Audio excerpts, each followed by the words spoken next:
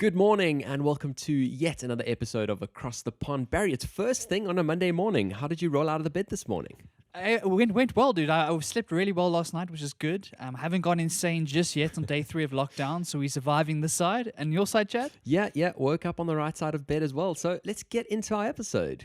Pond,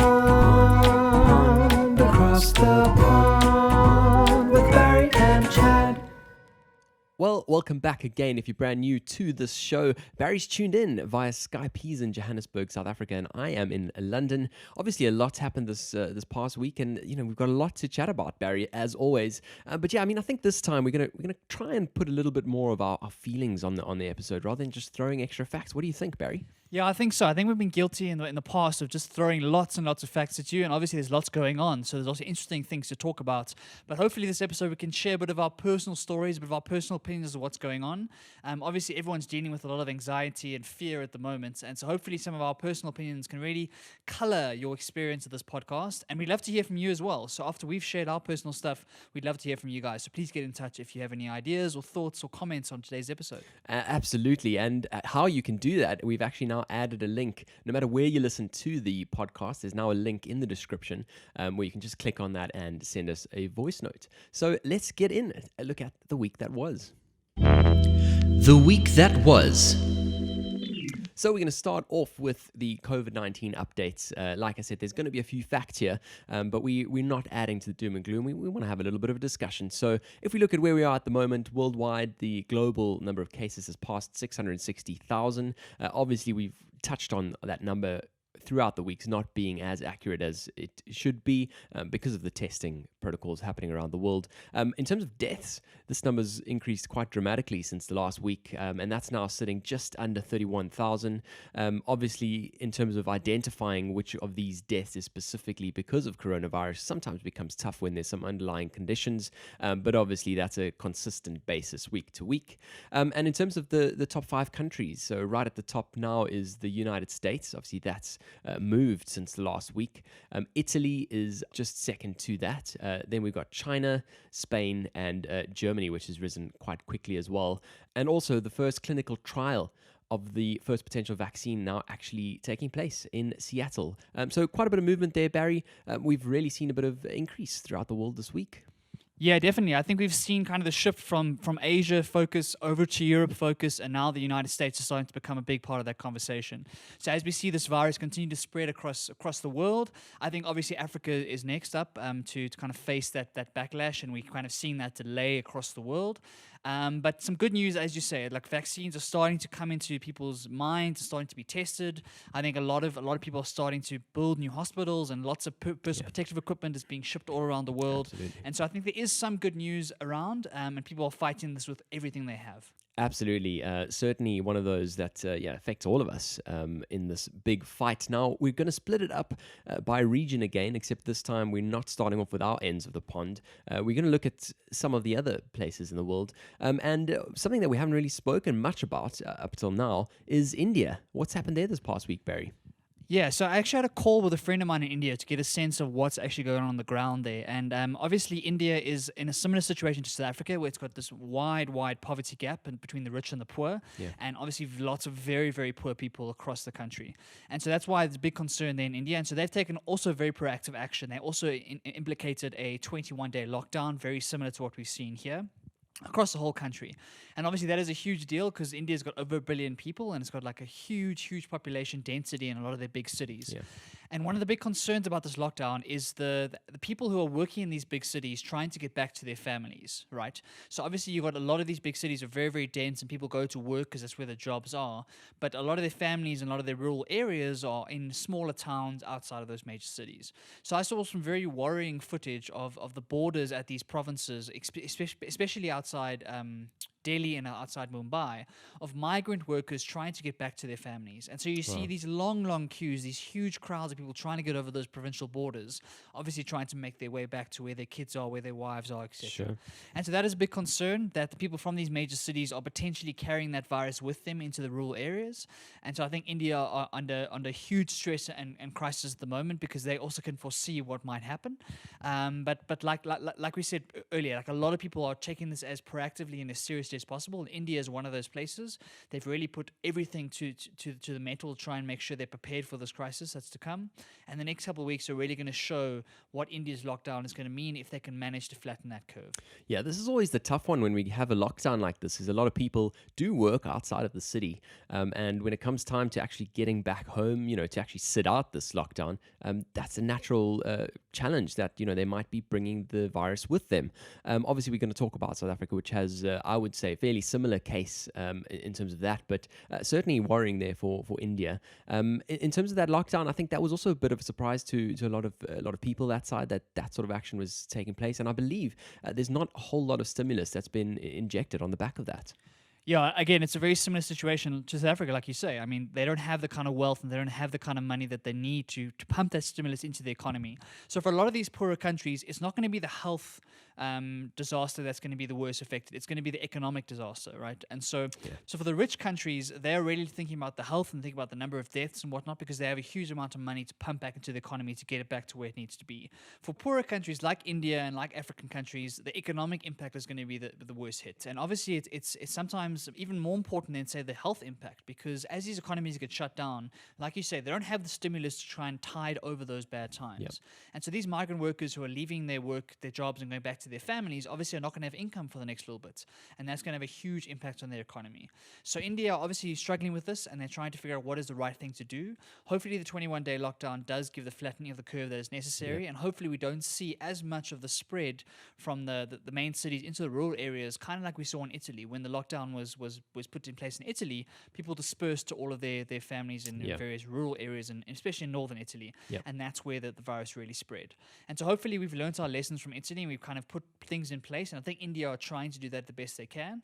And whether they're going to have to rely on international aid or not, we'll have to wait and see. It depends on how bad things get. Yeah, that's always a tough decision to make for governments, because obviously they know of this risk that people returning home will bring it with them to other ends of the country, but at the same time they try to provide for that, and so it's this little balancing act between allowing people to get home and actually containing the virus, which is really such a tricky one. I know in some countries they've sort of quarantined sections of the country, and so inter-country transfers become quite concerning. But really interesting to see how India are going to tackle that. Now, moving on to the next one, which is the US.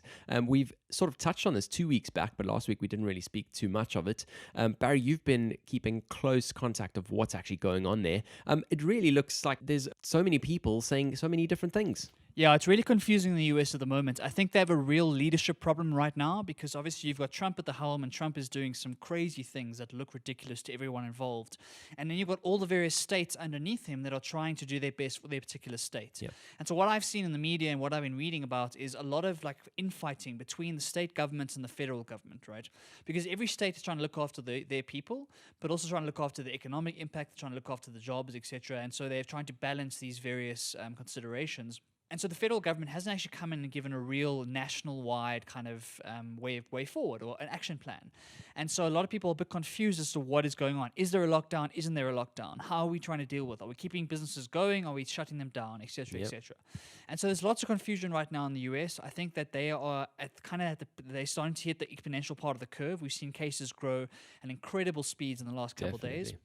And like you mentioned at the top of the episode, they are now the number one number of cases. They have the highest number of cases across the world.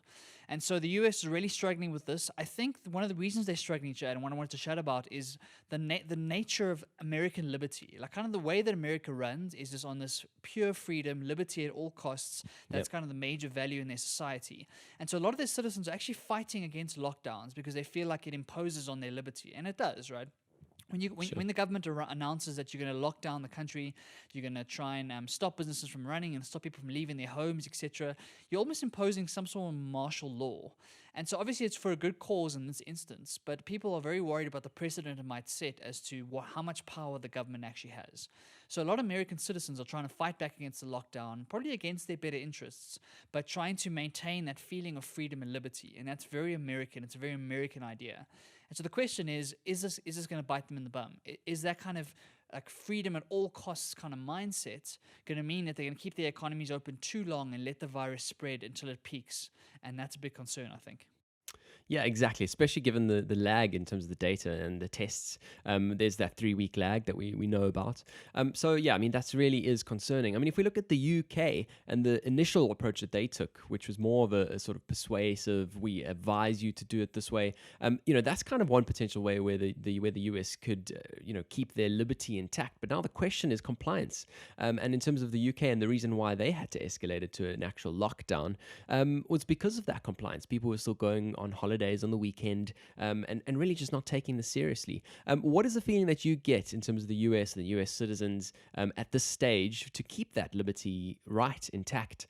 Are they actually complying and taking part in this? I think every state is dealing with it differently, right? So I watched an interview of Bill Gates on CNN, which was brilliant, and they were talking to him about the fact that there's various epicenters around the US that are have the most cases. So like New York is a big concern, San Francisco is a big concern, and there's a bunch of states that have epicenters of the disease.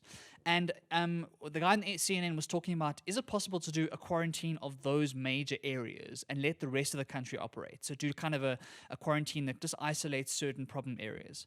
And Bill Gates said that would be nice in theory, but unfortunately, because this virus spreads so quickly, if you don't do a full lockdown and lock everyone down, then you might as well not do a lockdown at all. You might as well go for a different strategy because the virus is going to get out because of the people that are asymptomatic. And because of the amount of travel that's still happening in the United States. I mean, Chad, I sent you a picture of the flight radar, the amount of domestic flights still in the air in the US. And it is terrifying. There are thousands of flights still in the air going between states. And so if you don't lock down the whole of the United States, it's hard to see how a selective quarantine process might work.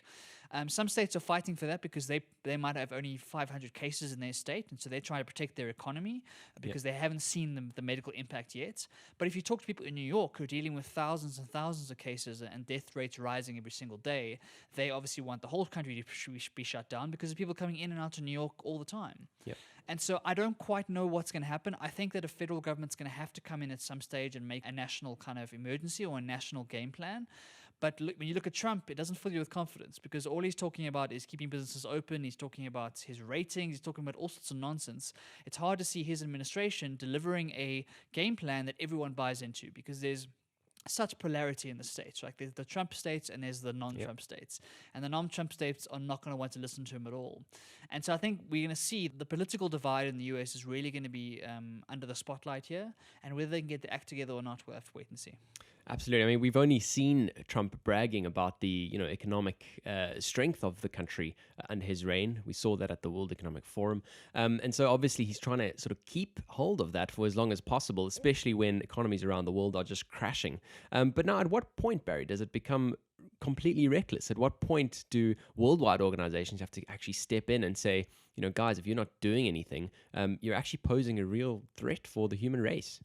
Yeah, I feel like it's now. In my personal opinion, I feel like they are negligent right now. It really worries me when I read the stuff coming out of the States. And obviously I know that it's all sensationalized and it's all over the top in the media. So I'm trying to take it with a pinch of salt. Yep. But based on the Twitter conversations that I've seen and the people that I respect who are living in the States and are talking out about this, people are really worried about the fact that they feel like the government has been negligent for too long and it's taken too long to put these things in place. So obviously now we have the $2 trillion stimulus package. We have some of the kind of help coming in. But they worry that it's a week or two too late. Yeah. So I don't know when is too late. I don't know how an international organization could step in though, because if you think about it, I don't know who that's going to be to step in. Yep. I think that the US has got to fix themselves, and I think all other countries around the world are going to have to block travel from the US as best they can. Because that's the only way to kind of isolate them. In my personal opinion, I feel like the US, because of their poor response to this pandemic, have kind of lost their authority as the moral leaders of the world, right? For a long time, the US was seen as the moral high ground, kind of the shining light that we looked for moral guidance and for superpower guidance in a way. And it feels like the US over the last couple of years, because of the Trump thing and because of like all the nonsense that happened there, is slowly starting to lose that authority. And so whether people take them seriously or not, I don't know anymore. Yeah, really interesting question. I mean, if we just put into perspective the numbers that are coming out of the US, Barry, your stat here is that, we've got 15 states now that have more than 15,000 cases. And if you actually looked at China, they only had one province outside of Hubei, where, Wuhan sits, which had that many cases. So, yeah, certainly a lot more widespread. Obviously, they're at the top of the list in absolute numbers. But that certainly does put into perspective the geographical spread of that as well. Yeah, exactly. It kind of shows that it's not just a New York situation. It's not just a San Francisco situation. It really is spread out across the states. And so they have to act very quickly. And I think in a national interest, I can't see a way where each state is doing different things that's going to work. I think they have to pull together and they have to have some sort of federal regulations or federal shutdown if needed. Or some other strategy, because if they keep going the way they're going, I think they can hit that exponential curve, and then we're going to start to see some real panic there. Absolutely. Well, let's move on to my side of the pond, the UK. This last week, we had some really worrying news, I would say, that, the Prime Minister himself, who has been fighting this cause for so long, has got the coronavirus. Him as well as the king-to-be, Prince Charles, which I found insane, that they have the virus themselves. So Boris is now quarantined in Downing Street, but he's still taking the lead on the government's response to this. And he put out a warning yesterday, actually Sunday, that a tougher lockdown may be necessary. And Michael Gove came on and reiterated that may be the case. What do you think a tougher lockdown may look like, Barry? Yeah, so I think it means that longer than 21 days, right? My personal opinion is that this thing's going to go on longer than 21 days. I don't think 21 days is enough to kind of slow that spread. And especially if you're doing it proactively before you've hit the peak of the curve, it might require a longer lockdown. So that's one way it could be stricter. Another way it could be stricter is to be more imposing, as to you're definitely not allowed to leave your house. You're not allowed to go jogging, or whatever small mercies you have at the moment might be taken away. Yep. And so the question is this going to be relevant? Is it going to be successful in trying to flatten that curve, right? So how do we measure if it's actually working? That's one thing I've been thinking about in the last couple of days. How do you measure if the 21-day shutdown is working, right? Because ideally what you're going to see is a flattening out of cases and that exponential curve becoming a linear curve. But you don't know what that's because of. You don't know if it's because of the medical system. You don't know if it's because of people's social distancing. You don't know if the lockdown's actually going to help. Only when you actually go back to normal life and you try and get people to start going back to work and start going back into public situations, you're obviously going to see a lift again because the virus will start spreading again. And then you'll be able to see whether that lockdown was useful or not. So it's hard to measure the success of the strategy, Chad. Well, that's an interesting point, Barry. So yesterday in the briefing, the medical representative actually came out and spoke to that point, really, in saying that the only way they can assess it is at the end of this 3-week period. Like you said, there'll be some form of a lockdown or some form of measures, really, is what she reiterated, for up to the next 6 months. And so she very carefully explained that, that might not mean we're in full lockdown, but it might mean that we pull 1 or 2 measures out and look at that effect. But every time that gets done, we have to wait those 3 weeks. This is certainly an interesting point. And for all of those who are stuck in their homes, it really is a message coming out from the government now that this is likely to be the case for some time to come. Yeah, I think that's the biggest criticism of the lockdown strategy from those who don't think it's the right move. It's exactly that. Like, you don't know if it's working, and also this virus has infinite patience, right? So it's not going to die out. It'll be around for the next couple of years, I think, at least. Yep. And so life going back to normal, we have to figure out a very, very slow and methodical way to start getting back into life as normal, and how to manage that virus on a longer term basis.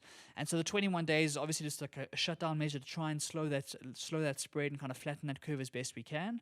But it's naive to think that after 21 days we're going to go straight back to work, straight back to life as normal. We're going to have to be dealing with this in the next 6 months and making sure that we manage that kind of the process as the virus becomes part of our day-to-day lives. Yeah, absolutely. I mean, if we look at these 21 days and some of the things that have happened now, 20,000 retired NHS workers have now agreed to return to work. Now, that's a staggering number. I certainly didn't think it would be that high. It just shows you how many NHS workers were retired who are still able to come back and actually keen to help out. In terms of the volunteers, Boris came out with a call last week, to ask anyone to come forward, to give some sort of assistance, whether that is, just being on the phone with someone who needs contact or various other measures. They asked for 250,000 people, and 3 times the amount actually signed up, and have now entered as volunteers for the NHS. All of those people are now being screened and obviously working their way through the system.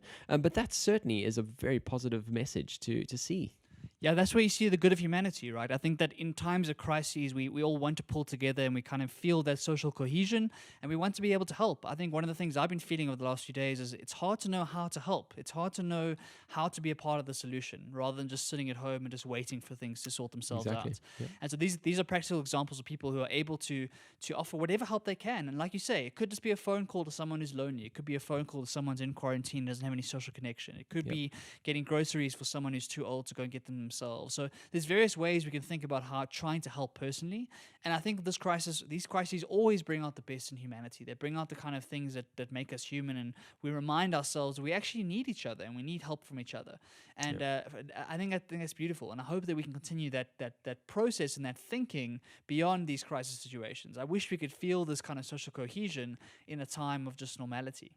Completely agree. I mean, one of the other positive things that I've seen is people holding each other accountable when it comes to things like stockpiling. I myself made a comment at someone yesterday who grabbed 6 bags of pasta. God knows what it is she's going to do with all of that pasta. So, it just took me to basically take her to account for that. And even on social media, I've seen a lot of people talking out against those who are trying to play down these measures that are really so important around the world. One of the other things that I found this week quite interesting is one of the event centers, one of the expo centers, Excel London, which is situated in East London, has now they've started converting it into a ICU facility. Now, we saw this come out of China. We saw China actually build hospitals, fully functional hospitals from the ground up. But this kind of repurposing is also really positive. The way that they've been able to get the army involved in helping construct this facility, I certainly think a great feat indeed.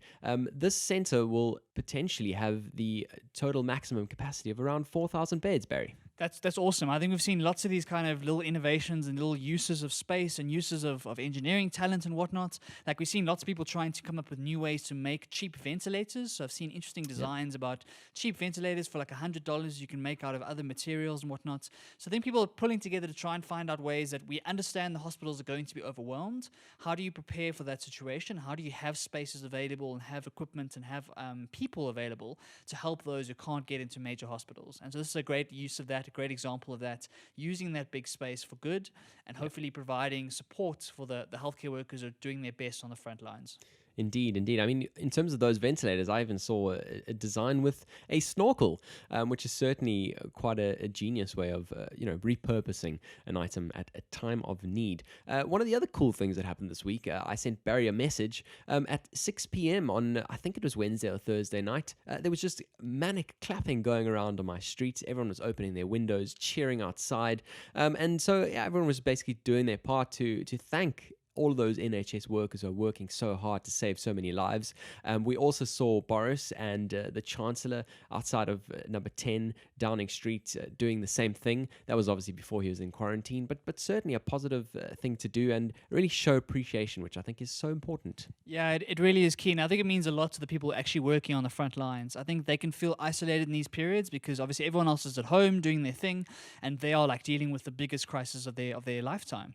And so a lot of my UK friends, including Chad, mentioned how moving an experience this actually was. It really showed that everyone is in this together, and I'm sure it meant a lot to people working in the NHS. So a really, really cool gesture of appreciation, and hopefully that kind of continues throughout this process. Hopefully we keep lifting each other up and having these kind of gestures to ensure that we are grateful for people who are doing the best on the front lines to save our lives. Absolutely. Couldn't agree more there, Barry. Now let's move on to Europe. Obviously, Italy has been at the forefront of this for some time. Spain, now obviously also rising in terms of their stage of the crisis. Talk us through this last week, Barry. Yeah, so Italy obviously has been on the front of everyone's newspapers for the last couple of weeks, and they've certainly dealt with the huge peak of the crisis. I think they are slowly starting to get things under control. We are unfortunately still seeing hundreds of people dying every single day, but the number of recoveries continues to increase, and the kind of rate of growth continues to decrease.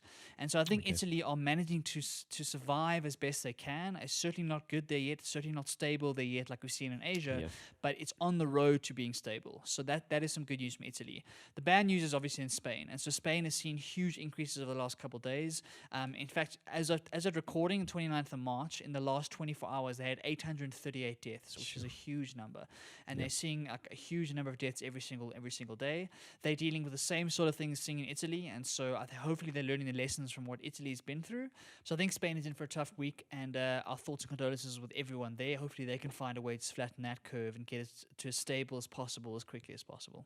Absolutely, Barry. If we look at that graph, like you mentioned, with all of the planes, I was quite surprised to see the number of planes up in Europe as well. Certainly a fantastic example has been set by South Africa, where there's literally none in the sky.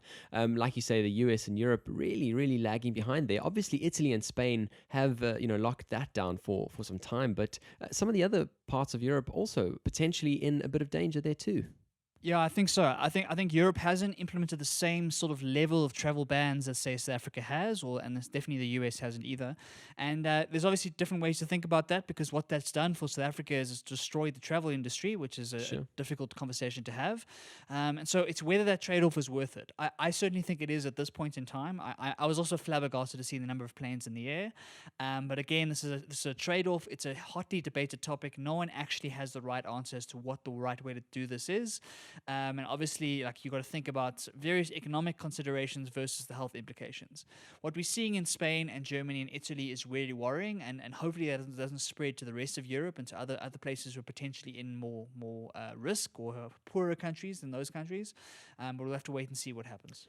Absolutely, Barry. Very worrying indeed. Well, on that topic exactly, this past week, we've seen a letter to the UK from Italy being sent out by one of the novelists that side by the name of Francesca Melandri. And I would strongly recommend anyone to go and read it, just in terms of the emotional things that we're going to see. Obviously, because Italy is, a few weeks ahead of us in this. And so, I would really recommend going to have a read of that article, just some of the human nature things we're going to be experiencing over the next couple of weeks.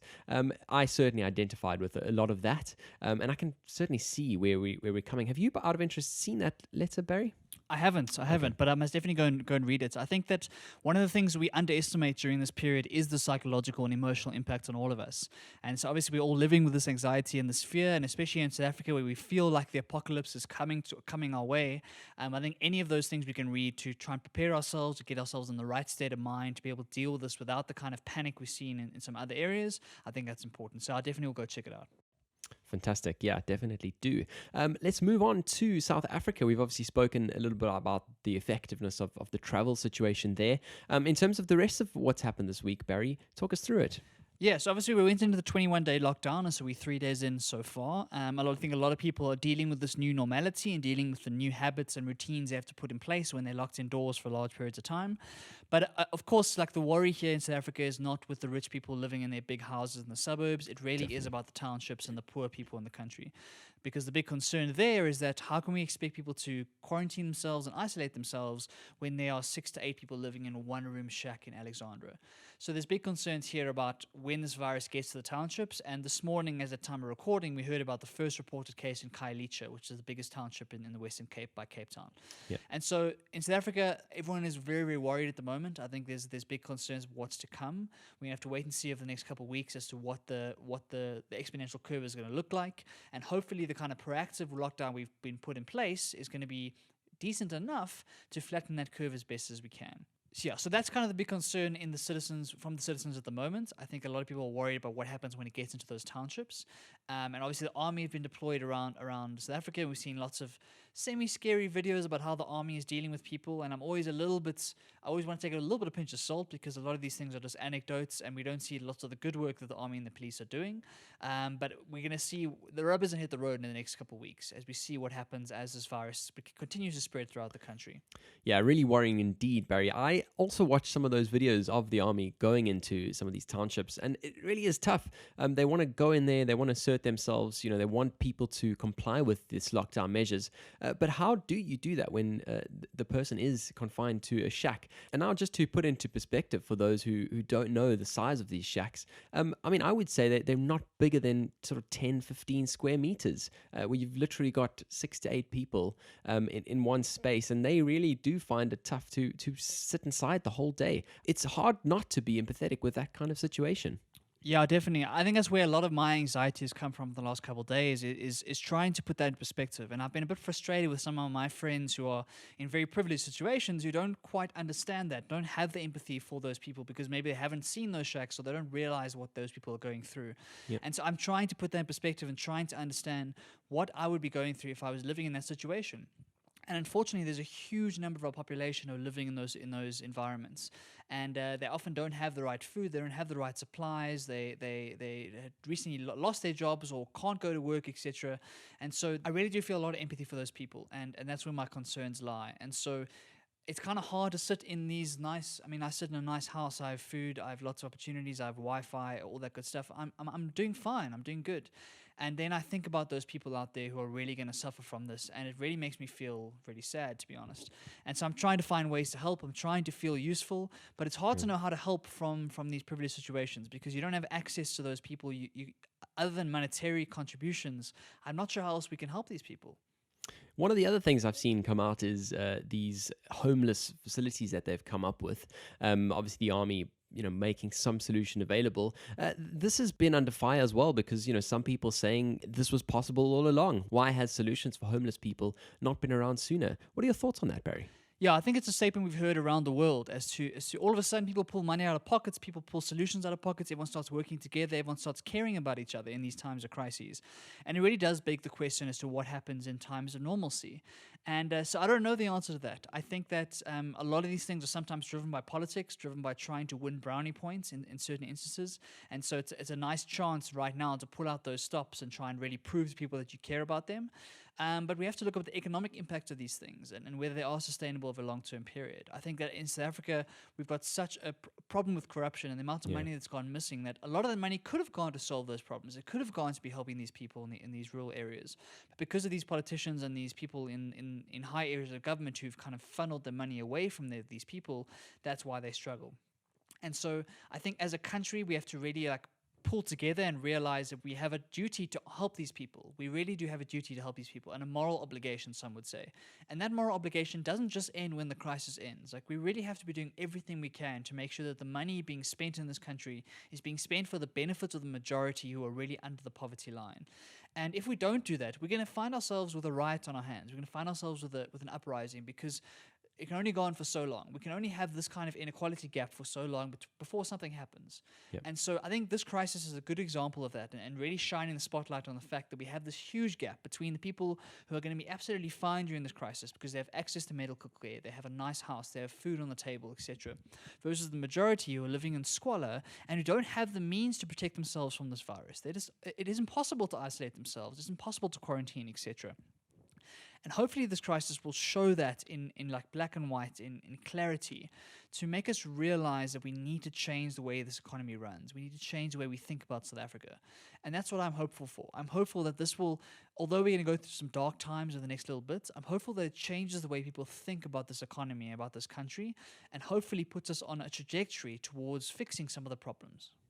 Oh, we can only hope that, Barry, and you're completely right. Those who have private medical aid, they're going to be fine. I had a friend who was in South Africa who, just was able to say, if you have sort of £70, 1,400 Rand, you can get yourself tested. No stress at all. For everyone else, really big struggle, and obviously it's really interesting when you map that against the climate that is the UK, where you can't get tested unless you're in the hospital, and so that sort of level of privilege and that massive inequality gap where we would be considered wealthy or the wealthier half in South Africa, in the UK you're really not. You're sort of just one of everyone else, and that's always an interesting discussion to have. But you're right. Hopefully people can come together and fulfill that moral obligation and shorten that gap. In terms of some of the rest of the stuff, in terms of philanthropic efforts, Patrice Motsepe has donated 1 billion Rand to the Solidarity Fund. Something important to note is that it wasn't just a personal donation. There were some other companies involved here as well, including Sanlam. We obviously spoke about these donations, Barry, and really the importance. And I think as these donations come in, the scrutiny in terms of how these funds are spent is really going to be where everyone's looking. Yeah, I think that's the key thing there, Chad, is that how are they going to deploy this money? How are they going to use it in best way possible to do the most good. And that comes down to looking at the science of where this money needs to be spent. It comes down to data as to what kind of data do we have around the country, where does that money need to go, how do people get help, and how do businesses get help. I know that a lot of small businesses are really struggling, and I've been chatting to friends of mine who've had to close businesses in the last couple of days, and so that's been really emotional, really taxing on them. And so how do you ensure which of the businesses to save, because you have to triage because there's not enough money to go around. So how do you decide what do you prioritize, and then efficiently how do you get that money to them in the right period of time? So it doesn't help if the money comes 3 weeks down the line, right? The money needs to be deployed very, very soon. And so we wait and see as to what they're going to do there, but it's good to see people like Patrice Motsepe and his kind of companies and whatnot starting to donate these big sums. I think there's a call on social media. There's a lot of pressure on all the billionaires in South Africa to do the same thing. And so there's a lot of pressure on them to try and come to the table. And unfortunately, there's a little bit of ungratefulness in some of them. I've seen some guys who will donate small amounts of money and then get lambasted on social media because it's only 0.1% of their wealth or something, even though they've donated a huge amount of money to the cause. And so I think we all have to be a bit realistic here about the fact that these donations have to be voluntary. You can't peer pressure them into happening. And we have to be grateful for every single rand that comes in, because that's one more rand we can give to the people of this country who really need it. Absolutely. Those schemes in terms of how they get out, I think it's really going to be interesting. Like you said, obviously triaging the businesses that need it. But for me, what about all those workers who are laid off? Now they're in the townships. A lot of these people aren't even on our banking system. It's really, really tough to make a difference there. So I really want to see how all of that happens, which, we'll certainly be watching. One of the other things, Barry, is the emotional call that we saw this last week from Edcon, the Edcon CEO, Grant Patterson, where he essentially laid out to all of his suppliers how it's very possible that the Edcon group are not going to be able to fulfill their obligations. Obviously, in the beginning of the call, he sort of kept his composure. But towards the end, I think really, really hard when you're on the line to all of these SMEs who potentially you're their only customer, is really, really heartbreaking to have to relay this message. Yeah, it was a really emotional call to listen to. I think it kind of encapsulates what South African business is feeling right now. For those who don't know, Edcon's been going through a real tough couple of years. In the last 2 or 3 years, they've gone on the verge of bankruptcy. And Grant Patterson came in, I think in 2018, he came in to try and right the ship and try and turn around the company. And Edcon is a huge retailer across South Africa, very, very influential across all our major shopping malls because they have lots of these big brands. And like you say, these SMEs who are supplying clothing, supplying cosmetics, supplying these products, Edcon is a huge customer of theirs, and a lot of them are dependent on Edcon as to keep their business going. And so to hear this kind of call about the suppliers might not be paid because they have to pay the employees first, it really was heartbreaking to listen to, and it really shows the economic impact on the ground of what this is actually doing. If you think about a business owner who has built a business from scratch, it's his baby, he's gone through the tough times, he's survived 2 or 3 years, he's finally managed to get Edcon as a customer, and he's flying, and all of a sudden it's something like this. You've now fulfilled an order, say a month ago, that was a huge amount of money, and you're waiting for that accounts payable to come right, and unfortunately it doesn't come. It really shows the economic impact of a shutdown like this, and it kind of puts in perspective why we have to debate whether the shutdown is the right strategy or not. I still think it is, but the economic impact is going to be immense, and it's going to cause a lot of chaos in the economy. And so we have to wait and see what the impact of that is, and can we recover to the state we were before the virus. Yeah, no doubt about that, Barry. One of the other things in terms of the economy is the downgrade that has now finally taken place from Moody's. It's been on the back of all of our minds for quite a long time. And Moody's for some time has actually been fairly easy on us in being the last sort of main ratings agency to keep us on that investment grade. They've now downgraded South Africa to junk status. In terms of everyone listening, if you don't know what that means, we'll certainly unpack that for you. But in terms of the reasons for the downgrade, why don't you talk us through it, Barry? Yeah, so reading directly from Moody's statement, their quote goes as follows: unreliable electricity supply, persistent weak business confidence and investment, as well as a long-standing structural labor market rigidities, continue to constrain South Africa's economic growth. As a result, South Africa is entering a period of much lower global growth in an economically vulnerable position.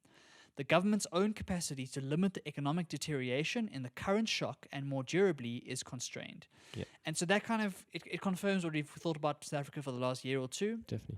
I think this was inevitable. I don't think we could have avoided this kind of downgrade, especially after their competitors of Fitch and S&P have already downgraded us. Yep. And so this kind of weak structural growth we've seen in our economy for a while now, and the fact we've gone to another recession, means it's inevitable. And I think Moody's has been very generous with us for a long time by keeping us on investment grade for as long as it did. And unfortunately, in this kind of environment and this kind of global downturn, it was inevitable, I think, Chad. Absolutely, you're completely right there. Some of the effects of this downgrade and why it is such a big deal for South Africa being the last of the ratings agencies to effect this downgrade is obviously in terms of the funds that are invested in South Africa. A lot of these fund managers have mandates to only invest in investment grade assets, if you'd like, and so a whole lot of these government bonds that these funds have held are now going to have to be sold. So there's going to be large capital outflows. The cost of capital in the country is going to increase. Obviously, if you look at the higher debt levels of South Africa, that cost of servicing that debt is obviously a key thing that we need to keep our eyes on. And I mean, one of the other things, which I suppose in this current climate where there isn't a lot of trade happening anyway, is the value of the rand. We've now seen the pound to the rand hit 22.15 as of this morning. That is the highest level since 2016. Obviously, there's been various other things. The pound has been weak as a result of Brexit, etc. But yeah, I mean that certainly is a level we haven't seen in some time, and likely to just to increase on the back of this, Barry. Yeah, definitely. It has huge implications, and unfortunately, it's kind of been buried in the news cycle because there's been so much else going on. But it is going to have big impacts on us going forward. One thing I saw on the other side of the coin, though, I read an interesting op-ed by a guy called Vusi Thembekwayo, who I really respect here in South Africa, and he wrote an article talking about let's try and look at the positive side of junk status. Let's try and look at what this could do for our economy. And his basic thesis was, what if this is an opportunity for us to really become self-sustainable as a South Africa, as a kind of a market, and build an investment ecosystem that really is self-sustainable? And also, what if it focuses us to think about Africa more seriously than just relying on investment from Europe and from the States and from China, etc.? What if it enables us to build a more African ecosystem and kind of forces us to think about our own internal processes, our internal businesses, our internal economic flows, and really try to build a new economy that is more inclusive for everybody?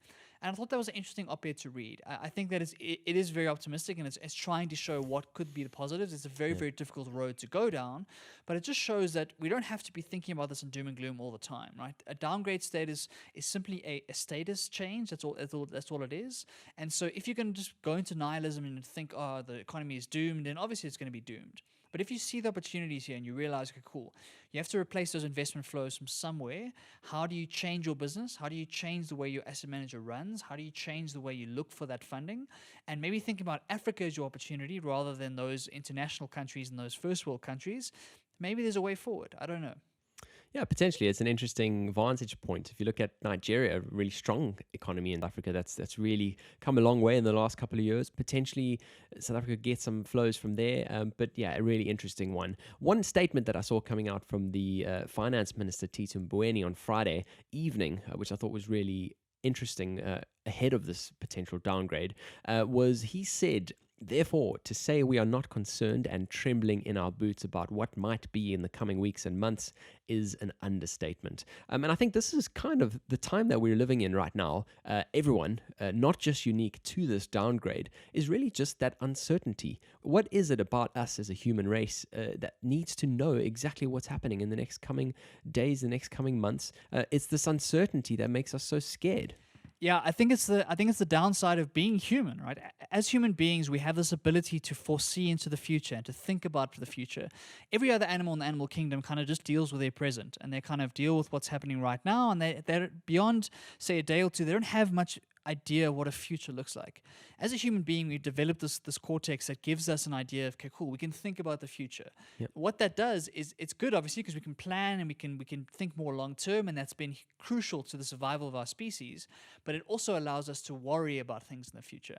And because when things are uncertain and you look at kind of what's going to happen in the next couple of months, there are 1,000 different possibilities, and a lot of them are pretty bad. Yep. And it's easy to get caught up in that thinking about what might happen, like worrying about what's going to come down the pipe. And I think what's important for us as individuals, like on a macro basis, I think people have to think very skeptically and very forecast very conservatively in the next little bit to make sure they are prepared, and they make sure they know what's coming down the pipe potentially. But as individuals, I think it's important that we think more short term, think about what can we do today to create the future that we want for ourselves. I think as businesses, like a lot of people are thinking now about how do they change their business? How do they reinvent themselves now from working from home? How do they reinvent their products, which now can't be delivered like they used to be? And if you're going to sit down and just worry about what's going to come a year down the line, you're gonna drive yourself crazy, right? But if you're able to sit down and think, cool, how can we create a future for ourselves? How can we change that business in a way that's going to make us more future-proof to these sorts of black swan events in the future? This pandemic is not going to be the last thing that's going to happen in this world. We're going to have lots of these things happen over our lifetime. And so your ability to adapt to this change, your ability to remain positive and remain kind of resilient in this time is really what's going to separate the boys from the men. And it's going to show what businesses and what people are going to survive in these uncertain times. Because uncertainty is not new, and it's not going to go away. We're going to have these moments in our life. We're going to have these moments in our economy. And it's how you react to those situations that's going to determine the quality of your life or your business. Absolutely. And if you were in that forward-looking stage a couple of years ago and planned for some sort of crazy eventuality like this, you would be actually sitting in a good position right now. So it's that balance between looking ahead and planning and kind of putting into place steps that will help us improve the way we deal with things versus just worrying and actually not taking action. I think that's the distinction. So yeah, it's certainly interesting to see how some of those businesses are pivoting at this time. I'd like to see a bit more of it. I think a lot of work can be done from home. I think a lot of companies are just, as you say, in that uncertain stage where they're just putting holds on all recruitments. They've got projects that they're busy on, but they're just putting them on hold indefinitely, which I think is a bit silly. I think just trust people to get on with the job at home. It's possible. Yeah, we just need to see people making some calls on that basis. In terms of some of the other stuff we've seen in this past week, obviously interesting to you and I, Barry, is the financial regulation around the world and how we've seen that relaxed in an unprecedented fashion in all markets. If we look at the financial accounting sort of regulations, we've seen announcements come out from the JSE saying that they're going to be allowing leniency on the timing and completeness of financial statements and reports. Obviously, a lot of companies are working from home, or some are sort of not working at all. And so this makes sense. But it is interesting to see these kinds of measures being announced. They, however, mentioned that this would be on a case-by-case basis, which I think very well sets up that balance between misuse and fairness. The CIPC as well, the South African Companies House, if you'd like, have come out and said they're going to be relaxing all of the reckless trading provisions, which is also interesting. So historically, if a company was trading under insolvent basis or sort of illiquid basis, those directors in those companies would be held personally liable for trading these companies recklessly. And essentially the message now is do whatever you need to do. If you're insolvent, keep those doors open, do whatever you need to do to keep that business going, which I found really interesting. We've seen the same thing happen in the UK as well, from the Companies House this side as well, putting in a delay in the statutory accounts and also just relaxing those provisions. I found this fascinating, Barry. Yeah, I think it is as well. I think it's an example of the fact that extraordinary times call for extraordinary measures. And I think from the reporting side, it really is important that the numbers are correct and accurate, right? So what you don't want is you don't want people rushing under constrained circumstances and giving out numbers that aren't correct because they're trying to meet some arbitrary deadline, right? Yeah. And maybe they haven't had the time to do the proper auditing, to the proper kind of checkups, to the proper consolidations and all that good thing to make sure those numbers are correct. And especially in the economic situation we are now, where stocks are flying through the floor, it's very important that those numbers are correct and accurate. Definitely. And so that kind of leniency, I think, makes sense. And on case-by-case basis, it makes sense as well. Like, you've got to be able to prove that your operations are constrained and you aren't able to provide the right kind of regulation at that time. And then the second piece about reckless trading also makes sense, because we're trying to keep jobs, right? We're trying to keep businesses alive as best possible. And so this is an example of levers we can pull to try and ease some of the pressure and give a little bit of a cushion to those companies, and do whatever we can to make sure they have whatever they need to try and survive this period. As we go into the dark, we have to be able to see the light at the end of the tunnel, and you've got to believe these companies, if they can get through this tunnel, will be able to get back to where they need to be. And so implementing some sort of rash Companies Act action on these people because they're trying to keep their companies alive doesn't make sense. And so I, for one, I'm glad to see these sorts of things. It's an interesting precedent to be set. You don't know what's going to change and when that's going to change again back to where it should be, but who knows? Yeah, really interesting topic and interesting action that we've seen. Some of the other interesting things that we've seen some companies do this past week is really just step to the calls to provide products that have previously been out of their remit completely. Dyson, the manufacturer of fans and vacuum cleaners, have come out and said that they're going to make 10,000 ventilators, which they expect to be ready by early April. Certainly an important thing to see. We've also seen Brewdog, the alcohol manufacturer, come out and saying that they're going to be making some hand sanitizer. I've really enjoyed seeing these kinds of moves this week. Yeah, it's really good to see. I think that these companies obviously have the kind of machinery available. They have logistics and supply chains that are completely empty right now because their products might not be essential. Yep. And so they're able to shift their focus to try and help in this fight. And that's what I think all companies need to be thinking about is, if I can't sell my products, if I can't operate in the way that I usually do, is there a way I can help in the meantime? Is there a way I can use my facilities and my resources to provide things like hand sanitizer or gloves or gowns or ventilators, etc.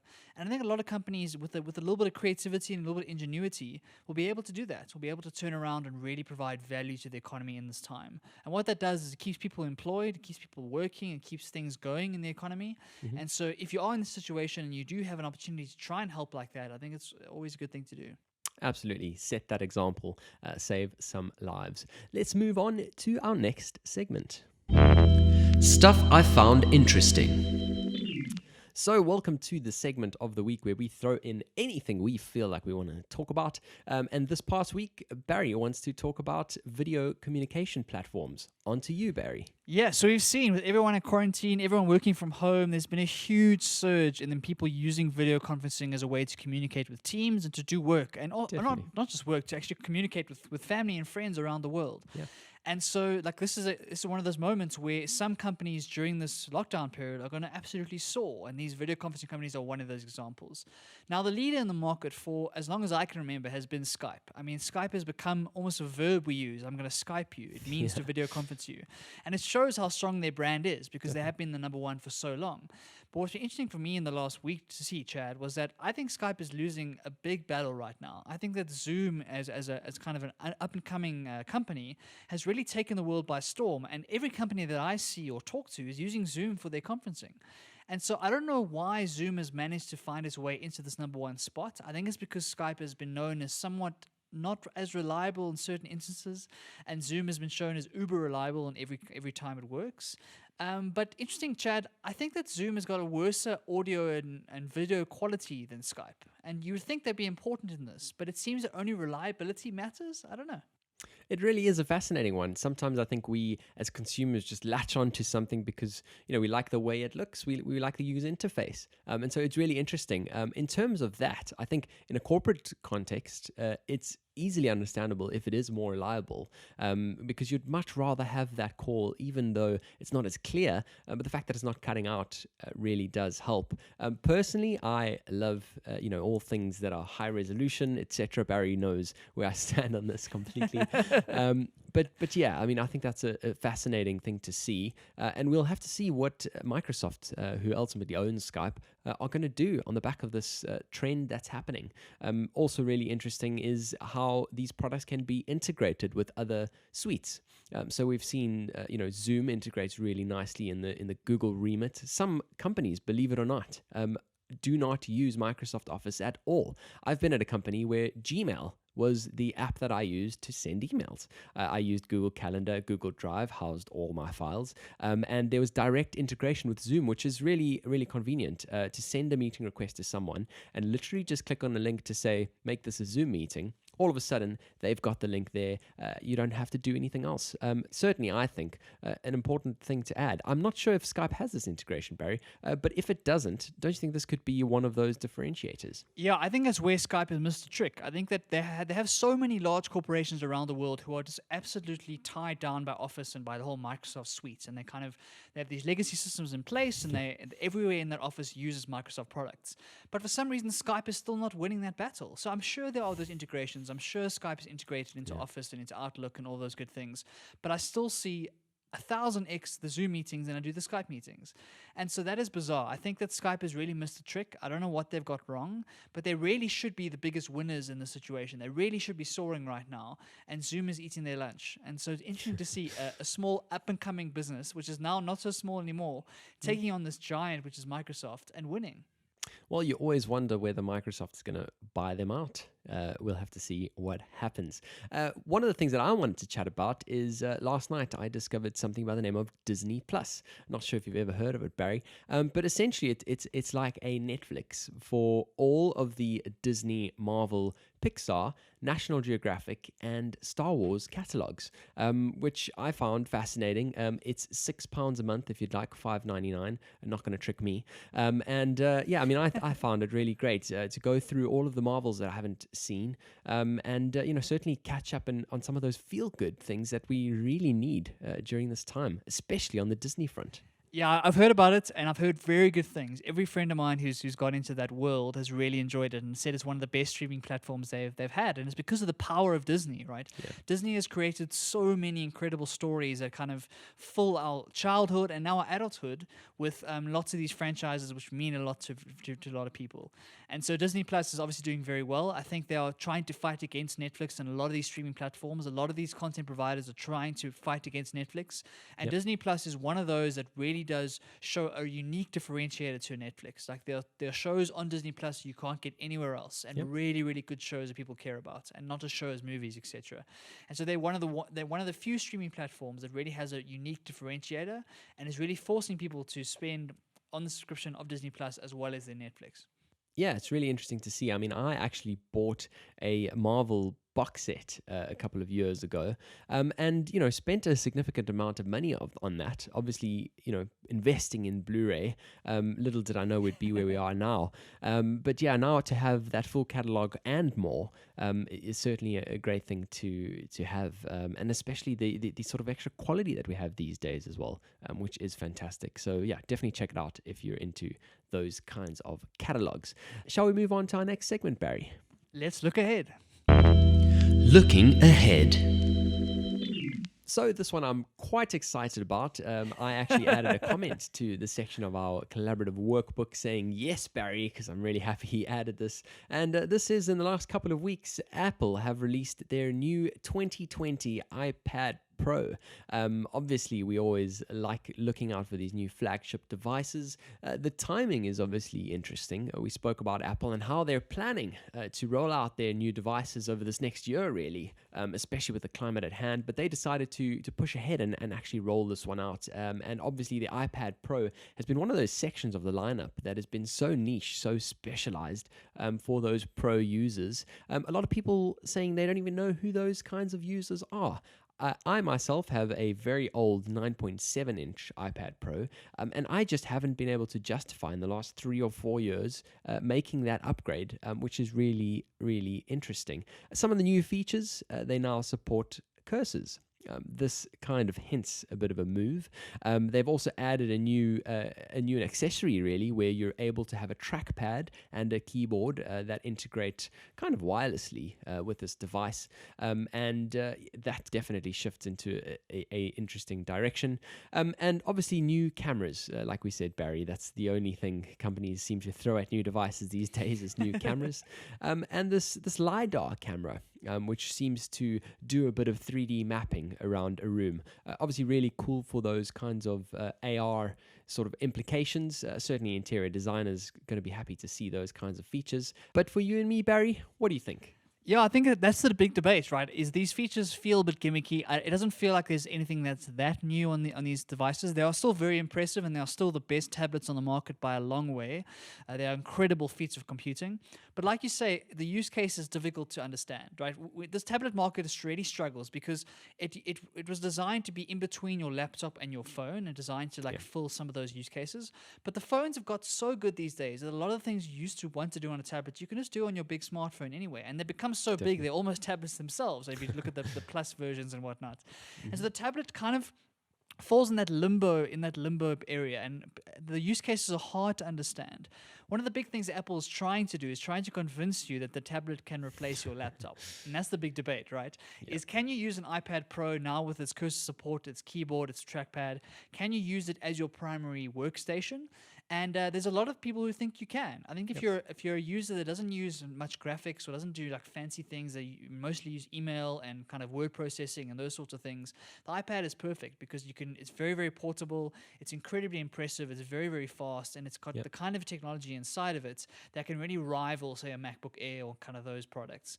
But if you're doing anything more serious, if you're doing serious spreadsheets, if you're doing serious video editing, if you're doing serious graphic design, etc., maybe a laptop is still needed. And that means the iPad Pro is a very impressive device, but it's hard to recommend because unless you have a very specific use case, like you say, interior design, or if you're drawing or those kinds of things, if you don't have a very specific use case, it's hard to justify this very expensive product. Absolutely. It's like you said, all about that use case. What are the main apps that you're using? And I think this is where this platform gets limited, is the apps that it allows. So if we look at something like I would do, for example, video editing, there is one application there that is seen to be a fairly good one. It only costs, as far as I understand, £20. And so I've got that video editing software. It's called LumaFusion, but it does still have its limitations. And I suppose that's always the thing here is, does the software that you have access to on these smaller devices limit you in any way? And so if extra features get added, then 100% maybe that is a viable solution. But for the moment, I still think laptops are going to be where we're going to be sticking for some time. The thing is, though, I kind of don't think Apple would want to, sort of shove us out of the Apple MacBook Pros as well. They kind of want us to have all devices. And so this is the interesting thing, is how they sell it to us. What is this device going to actually service? What need is it going to service? And how is it going to fit into our life? Don't you find that quite an interesting place that they've put themselves in? Yeah, definitely. It definitely is interesting. I think that this idea of cannibalizing your own products is a difficult one within big corporations, but it's something Apple's done well in the past. If you think about the iPod range, which has been completely cannibalized by the iPhone, they were able to make that transition. They were able to stay with the times and not keep selling iPods until the cows came home, because the iPhones all of a sudden took over from that. And so they have been able to show in the past, albeit under Steve Jobs' leadership, but they have been able to show in the past that ability to recognize where the world is going and cannibalize their own products to get there. So whether the tablets are ever going to get to that stage, I'm a bit skeptical. I can't see a future where the tablet is the main computing device right now. Maybe there are improvements in the future that really change that. But at the moment, like you say, it kind of feels awkward in that limbo period. And I think that's why they're able to release it under these constrained conditions. Because I don't think they're selling the amount of iPads or would be selling iPhones or MacBooks, right? True. And so I think it's a safe product to launch in this kind of period, with Chinese factories slowly starting to come back online, and that they're obviously confident they can guarantee whatever demand they're going to have for this new iPad. But I agree with you. I think it's, at the moment, it's just to show Apple are still innovating. It's to show they keep releasing products. I don't know how many people are going to upgrade. I think people, if you got money to blow, then sure. If you've got an old iPad and you're looking for a new one, then it makes sense to go for the newest one. But it's hard to tell someone who bought an iPad in, say, 2018 that this is worth the money, unless you have a very specific use case for it. Exactly. I mean, just to stress then again that the hardware on these things is powerful. The hardware on these things is more powerful on the new iPad than a lot of laptops that are being used. But for me, it's that limitation that they've placed themselves on the software, which is fascinating. I could easily see my laptop at the moment is just set up on a little stand in a vertical fashion. Screen is closed. It's just plugged into a screen and some external peripherals. I could clearly see that use case being on the new iPad. It's got a USB-C port, which you can plug a hub into and all these extra accessories and peripherals, but it's a software. And I think that's where we're going to need to see some innovation for these devices to be utilized in the best way that they can be. Let's move on to our next segment. Develop and grow. Right, so develop and grow. We know everyone is sitting at home trying to do their best to stay sane and stay productive, and so we need to chat through some things we can think about in this next period to keep yourself on the right path and try and grow yourself in this period. Like, we have to look at this as an opportunity. We have a lot of time now. We have time to think, time to reflect, time to think about where we're going with our lives, and so hopefully you can use this time productively. And so one of the ways we've been thinking about, Chad, we've chatted about it in the past, is the power of journaling, right? The power of writing down your thoughts and writing down some of the things you're feeling right now, as a way of getting it out of your brain and onto paper to make you realize that it's actually not as bad as you might think, and to try and get some perspective on it and try and help with problem solving, whatever you're dealing with right now. And so in that vein, I came across an article talking about journaling and talking about the power of it, and a quote that really, really resonated with me, and talked about how while journaling is a great thing to think about, and it's one of those things on every top 10 things to do in the morning list and all that good stuff, and lots of YouTubers to talk about it and whatnot, it's much harder to actually do it than to talk about it. And this quote kind of encapsulates that for me. He says this hard work of self-reflection is slow. It generates no likes, and it doesn't instantaneously banish boredom. No one else will read your notes and applaud your virtue or your wit, and your future self will likely cringe at what you record now.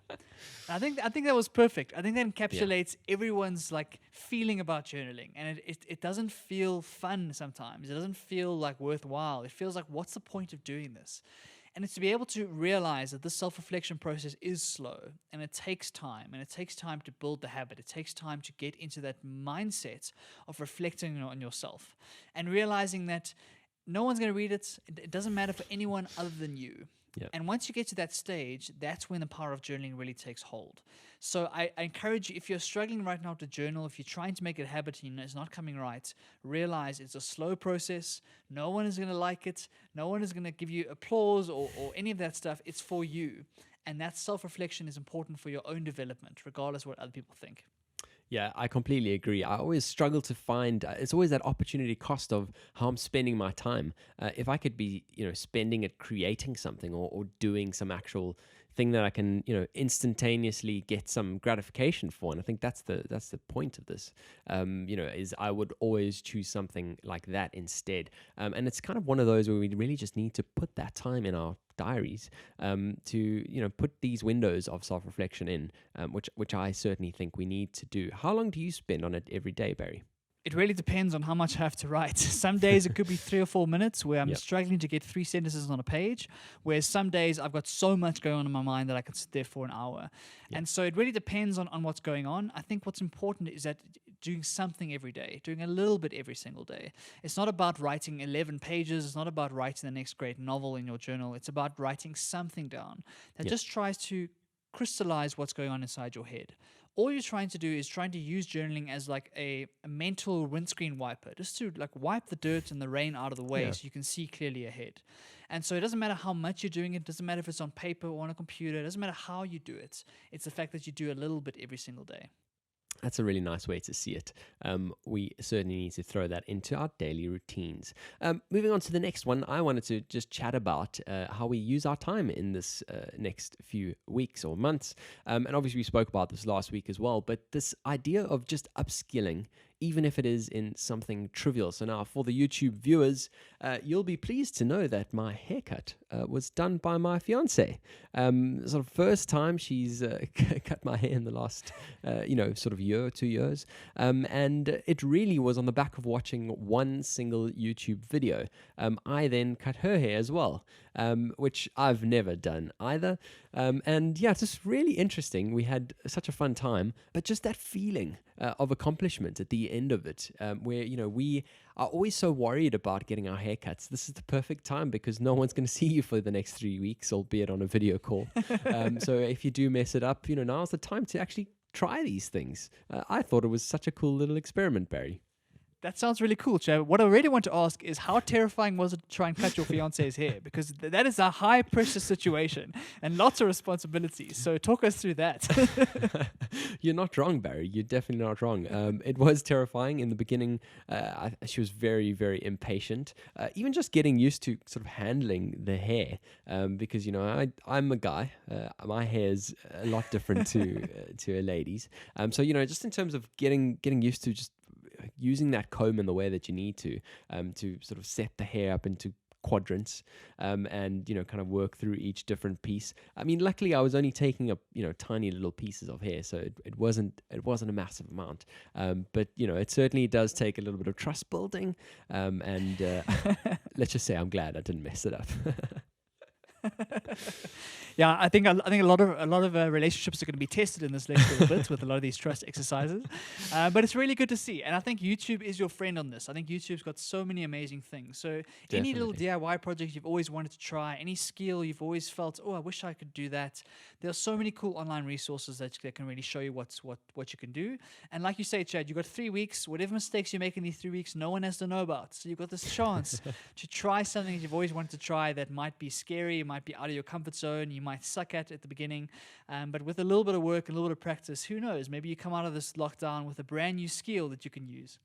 Absolutely. I mean, even if you look at how my face is being lit at the moment for those YouTube viewers, I put a little DIY thing together this morning to diffuse the light, which is a topic I didn't really know too much about either, and it cost me sort of £3 for these tin foil boxes that I bought, but yeah, certainly a great result with some baking paper, and yeah, I mean, it's just those kinds of things that make a difference, don't cost a lot. It's a little bit of fun at the end of the day, and we come out at the end with some usable skills, which is also really cool. Now, to touch on something else that we've spoken a little bit about earlier, Barry, and you kind of mentioned it when you're speaking about paralysis and versus action, kind of in that uncertainty and how we deal with it. And I've been reading a book. I know it's been 2 weeks in a row where I've brought a prop along. I'm not talking about the whole book, but this is a book called Feel the Fear and Do It Anyway. It's a very old book by a lady by the name of Susan Jeffers. And I just wanted to talk about the idea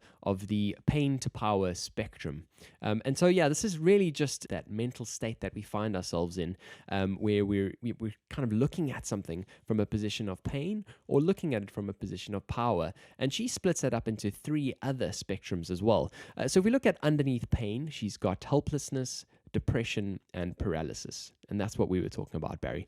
And if you look at power, we've got choice, excitement, and action.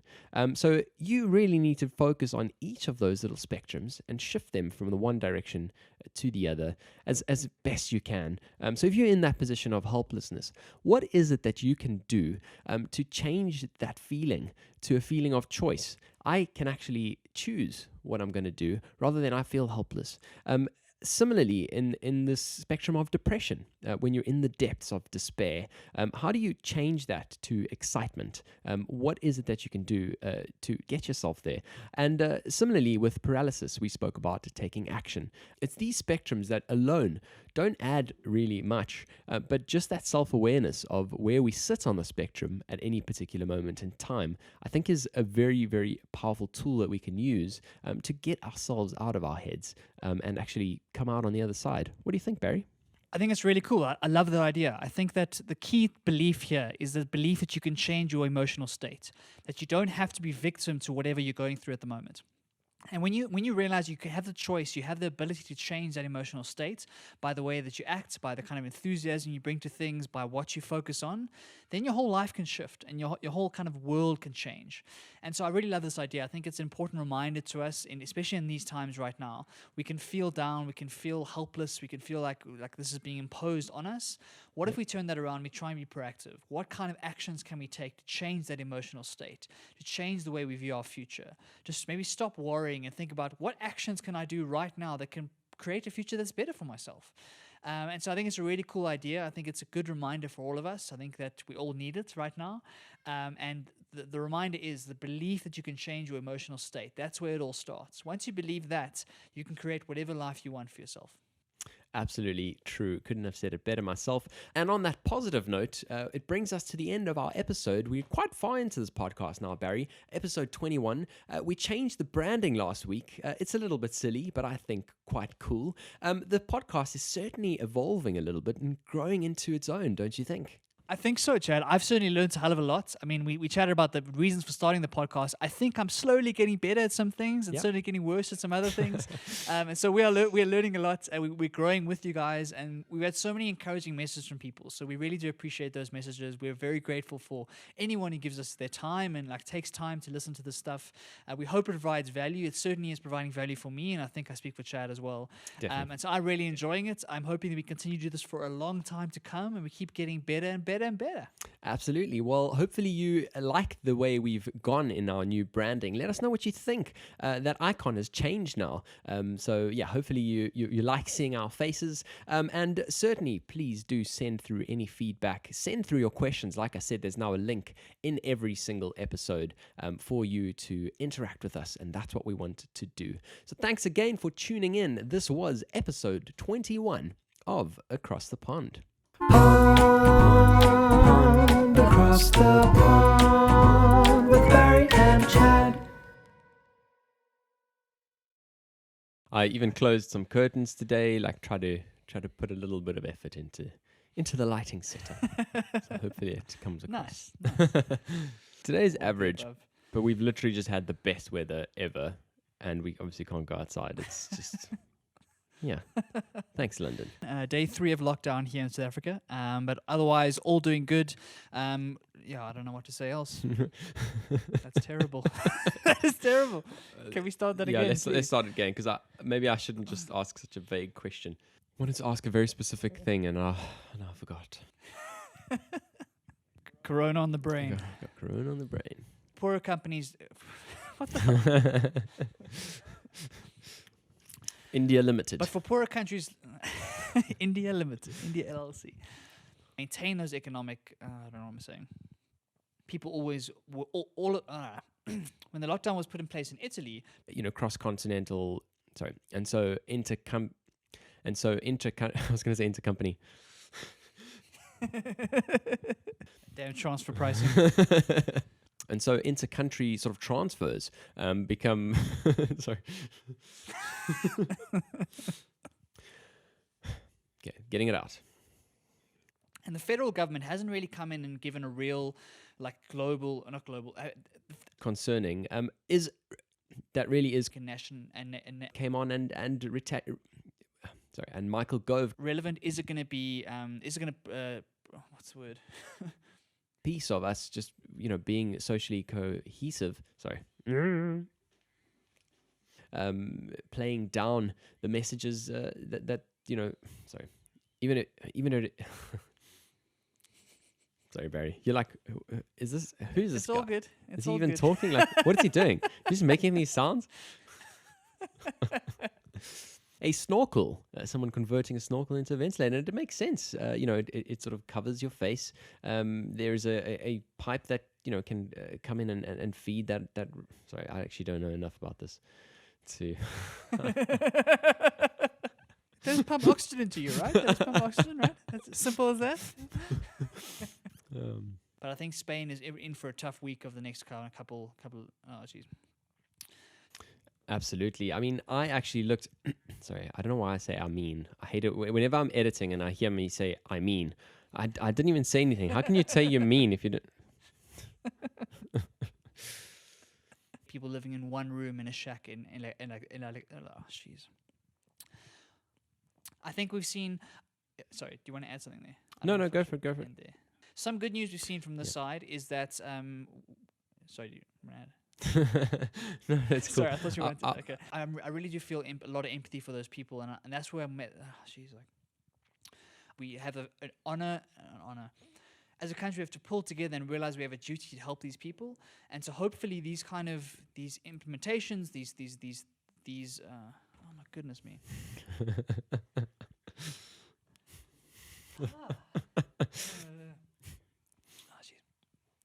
But hopefully this shows us that there are solutions to be found if we need it, right? If necessary.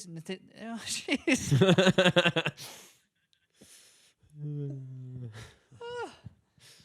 just take a moment. All good. All good. Patterson. Is it Patterson or Pattinson? I think that's right, Patterson. I Okay, think. cool. Potion. Ah, compotion. What is that? Given us a bit of a... Sorry. And then the second piece about what was the second piece? Oh, the record trading. But they have the supply chain, they have the logistics capable. I'm gonna start that again. That's terrible. How long was that video? Just over an hour. Phew. It's been fun to see how our episodes have just increased in length every time. Okay. Put this on there. And this last week, we've seen Apple has released their... Was it last week or was it 2 weeks ago? I don't know. But for me and you, Barry, what do you think? Sorry, I need to... Sorry. My camera died. All good. It is an interesting idea, an interesting topic to oh jeez, let me start that again. Books and their MacBook Pros and all those good things. And so if you see whiskers that they can actually be. So let's move on to our... Sorry.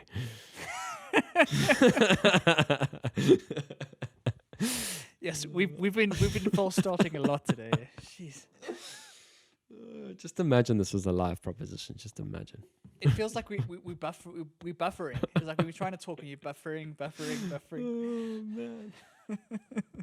It generates no likes and it doesn't instant. Oh jeez, like I can't even read a quote. I can't even read something off the screen. Okay. The mental state that we find us in. This is really just talking about to what is it that you can do to episode 21 of Across the Pond. We getting of age again, Barry. Sorry, no, let me just... My camera's dying, which is why I'm like trying to wrap this up. Go.